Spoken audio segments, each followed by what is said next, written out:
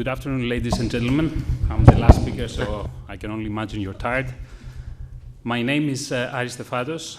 I'm the Chief Operating Officer of a small independent oil company in Norway. And before I start, I would like to thank the members of the organizing committee, Manolis, Spiros, and of course Kostas, for inviting me to participate in your conference. So I'll try to be brief.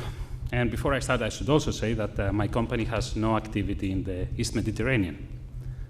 However, I will present you I'll try to present you an industry insight in the market in the Norwegian sector and try to address a few of the effects and the measures after the latest price crisis we had in the oil and gas industry. The Norwegian continental shelf sounds a bit too stable and maybe too mature to be compared with East Med. However, there are also frontier basins in the Norwegian continental shelf, and that would be the northern Norwegian Sea and the Barents. And especially the northern Norwegian Sea, which is a deep water setting, that has bears similarities to East Med. We just built a pipeline, almost 500 kilometers long at 1,500 meters of water depth. And this is built in order to facilitate future production. Another interesting fact that I think could be of interest for the members here is that there is this small island in the middle of nowhere, in the middle of North Atlantic. It's called Jan Mayen. And because of that, Norway has a continental shelf which is 6.5 times the size of its land.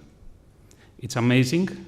Of course, it's not all prospective in terms of hydrocarbons, because as you see, there is this black line which delineates where we expect to have sediment, so beyond that part, we don't. But still, it's huge. And of course, it's not only Jan Mayen, it's also the complex of the Svalbard Islands. Also, we should not forget the size of it. Only the North Sea, the Norwegian sector of the North Sea, is bigger than Greece itself. So, and this is the Barents. So if we bring them down just to, numbers don't necessarily make sense. We're covering the whole strip. The interesting thing, of course, here is that everything is governed by one government in one state. Unfortunately, in the East Med, there's much more players, so the game is more complicated. Very quickly, Norway ranks 14th in the world as an oil exporter, but it is the third biggest as gas exporter. And here's another similarity. Norway, of course, after Russia, is providing lots of gas to Europe, which is another similarity for the East Med and the discussion here. In terms of resources and reserves, as you see on the graph, more or less, let's say, half of it has already been produced. 1/4 of it is already found and remains to be produced, or it may remain a few improvements in technology or a better economic parameters in order to be produced, and the last 1/4 remains to be found. So lots, and we're talking about considerable volumes. The effect on the country, if we see the oil and gas industry in Norway makes for 20% of the GDP of the country. 27% of the state revenue comes from this particular industry. 30% of the investments for the country, and an impressive, when we combine not only the direct oil and gas exports, but also the byproducts of the broader industry, it makes up to 60% of the exports for the country. So it's extremely important for Norway. I should also point that this is before the crisis numbers. So oil prices in 2014 were on the hundreds, and that was very comfortable, very nice for all of us. And then suddenly, this happened. We had the shale production from the US coming on board, and then the OPEC decided to fight for market share. And the consequences was a collapse of the prices, which is going on for quite some time now. So it's not as comfortable, as nice as it used to be. And how does that reflect in numbers?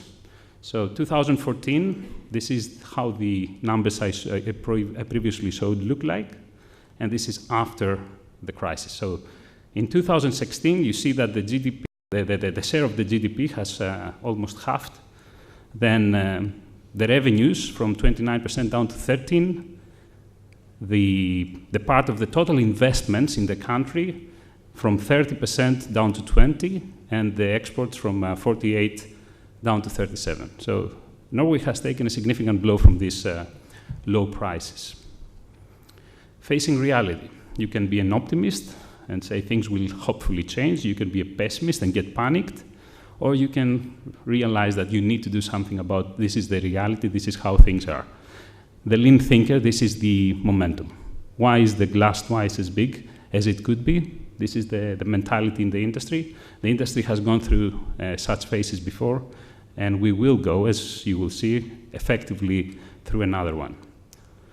So what does it mean? It means cost reductions, manning reductions, mergers and acquisitions. We have to adjust to the fundamentals. It also means that there is a lot of job losses in Norway. The effect was 50,000 people losing their jobs, or actually 1 out of 5 of my colleagues is today unemployed. Still, the country has survived very calmly. It's a rich country and it has lots of potential. So nobody is panicking, but people are planning for the recovery. Very quickly, there's a lot of facts here.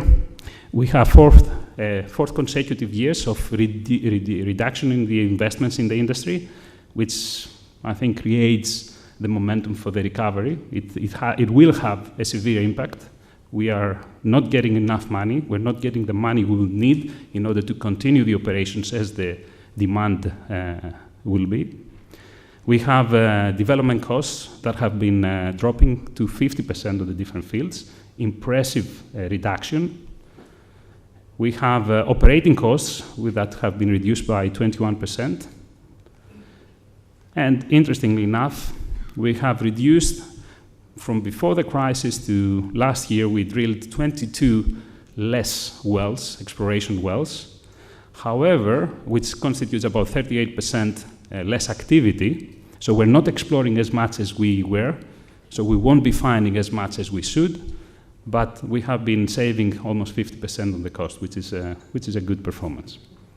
So cost reductions very quickly. Statoil, which is the main player, the main operator in Norway, has shown figures that they have bring the field costs down to 30%. Another important player for the local market, Lundin Petroleum, they show figures that they are bringing down their cost from 10. The guidance for 2017 is that they will bring it to $5 per barrel. Aker BP, a new, very interesting merger in the country, they are reporting that they can have, they expect to have reductions in cost in the order of up to 50%. And of course, if we go look at independent evaluations, not what the companies say, but independent analysts from the new developments, we can see that these numbers are actually realistic and are actually happening as we speak. Statoil has been quite ahead of the game, because in 2014 they decided they needed, in order to optimize their financials, they needed to start cutting on costs, and they have been presenting that the targets for 2015 were significantly exceeded. The same for 2016, and if you look at the numbers, they're quite impressive numbers. 42% on time, 64% on the cost on the US activities they have, 28% on the facilities, and you can see also in real, in market interest, it means $1.3 per barrel less cost, $27 million US dollars per production well. We are drilling and we are completing wells much cheaper than we used to, 45% down on the modification and the brownfield, which is now the main activity for most of the operators, and of course 20% on the G&A. So what is the break-even? We're talking about deep water, which is the first victim of the crisis, right? Deep water is expected to be the most expensive production for hydrocarbons. Wood Mackenzie reported in mid-2016 that they would already seen a 5% reduction in the costs. And then if we see some other financial analysts, they put Norway with an average break-even throughout the industry of $40 per barrel. However, if we look today, what happened today, the new sanctioned development projects, those are even lower. You can see a range from 18 to 37 US dollars per barrel.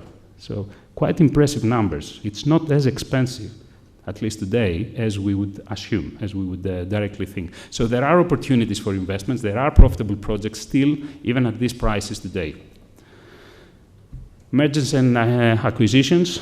Norway over the years, here you see the global market with the green bars. And as you see, on average, Norway would make 1 to 2% of the global market. However, in 2014 and 2016, Norway more than doubled the contribution in the global market through mergers and acquisition. Actually, we lately had 2 of the 15 biggest deals globally. That was the Aker BP merger and the Gazprom asset swap with OMV. And even later, which the numbers are not reflected there, we had Point Resources taking over the ExxonMobil's position in the country. So quite interesting numbers, and actually it points that the mergers, the consolidation is part of the answer to the problems. If we look quickly about the buyers and the sellers in the Norwegian market, then we see that the buyers and the sellers are moving in waves. So this is 2 plots showing the buyers from 2007 to 2017, the last 10 years, and with different colors is the different type of companies coming in the market. So if you can see, from the buyer side, we had in the 2007-2009 the European energy companies coming in. Then the Asian national oil companies seem to take over most of the activity. European industrials, by industrials I mean the likes of Repsol, for example, coming in the North Sea. I should also point out that this is not only for Norway. The data here include the UK sector. Then we have one deal that stands out, and this is the merger between the acquisition of BG, of British Gas by Shell. And towards the end of this graph, we see that we have the financials, or financially driven companies, or sponsored by pure financial investors, and also a new group like the Gazprom, the KUFPEC, or the Delek coming in the country, which is quite an interesting, and yet I don't think we have a proper name for them. From the seller's point of view, then we see that the majors have been exiting the country from who were the ones who actually developed the industry in the first place. Excuse me. Yes. Could you yes, wrap it I'll up? accelerate. Thank you. Then we have Statoil recently selling, and lately, more or less everybody, including the majors, are also selling. So very quickly, this is the position of the majors up to recently, and this is what has happened. Aker BP, the Norske, merged with BP. KUFPEC bought one of the big upcoming developments from Total, and Point Resources took over the Exxon position in the country.